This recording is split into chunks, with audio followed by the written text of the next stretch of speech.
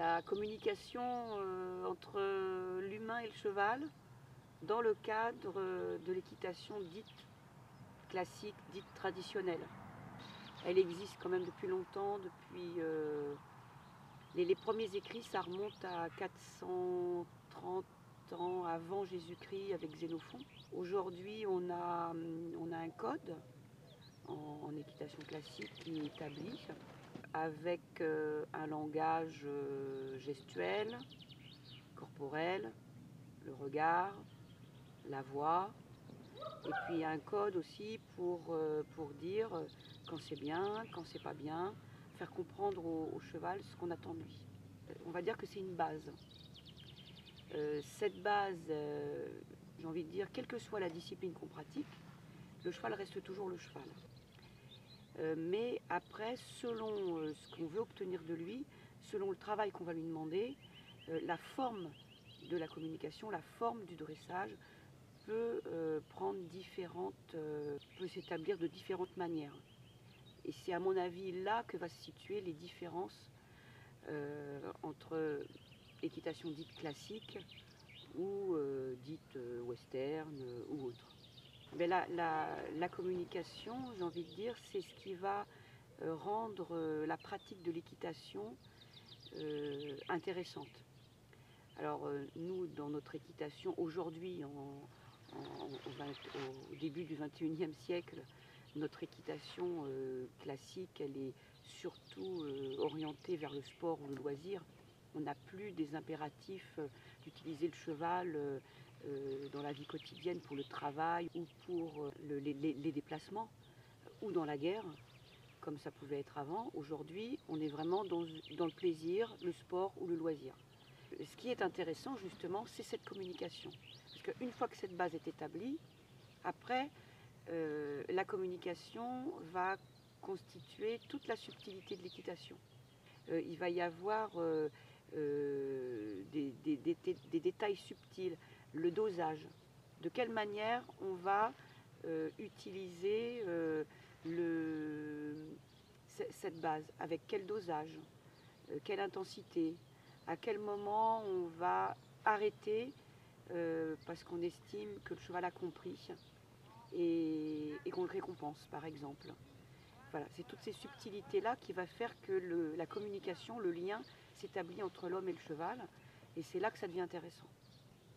Mais après, je pense qu'il y a une communication qui s'établit aussi, qui est plus difficilement perceptible et explicable. L'intonation de la voix, le fait de poser sa main sur l'encolure d'un cheval pour le rassurer, par exemple.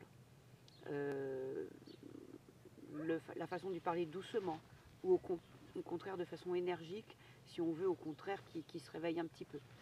Et tout ça, c'est un lien, une communication qui s'établit avec lui et qu'on développe au fur et à mesure où on pratique l'équitation.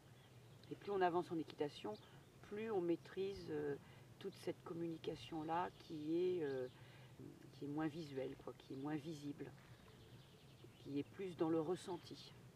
Alors après, c'est vrai que j'ai beaucoup parlé de la communication, mais de l'homme vers le cheval.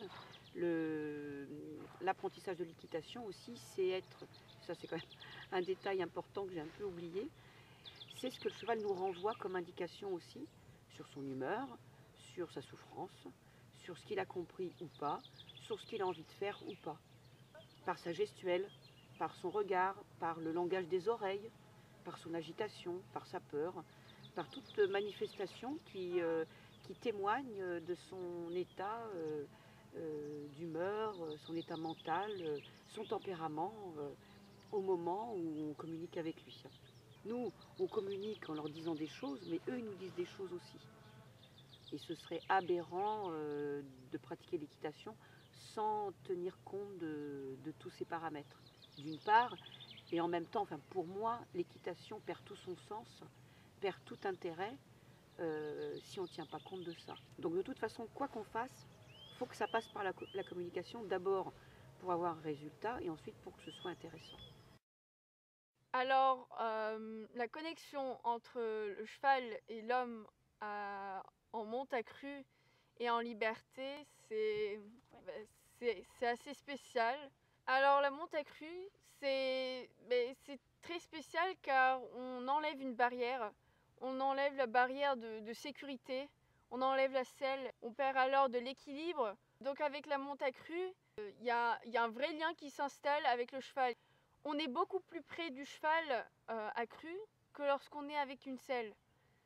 Et c'est grâce à cette barrière qu'on casse qu'on peut avoir un meilleur lien avec le cheval, je trouve.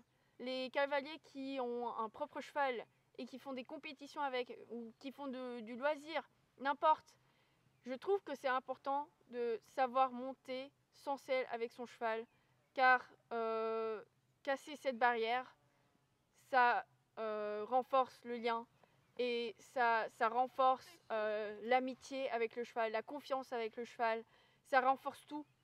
La connexion, c'est vraiment basé sur la communication, mais aussi les sentiments, les émotions, etc. Pour ce qui est du travail en liberté, de nouveau, on casse une barrière. On n'a pas de longe, ou alors on n'a pas de licol. Le cheval est en totale liberté, il a le droit de faire ce qu'il veut. Mais pourtant, son choix, c'est de rester avec vous. Si un cheval reste à côté de vous, c'est parce que vous êtes sévère, assez sévère pour pas qu'il s'en aille, mais assez amical pour qu'il veuille rester avec vous. Pour ce qui est du travail avec le cheval, j'avais déjà dit auparavant qu'il faut écouter le cheval, mais en même temps que le cheval vous écoute. Le cheval, il ne parle pas, mais il parle par son langage corporel. On peut repérer beaucoup de choses grâce au langage corporel d'un cheval. La connexion, c'est vraiment fascinant. C'est très très fascinant.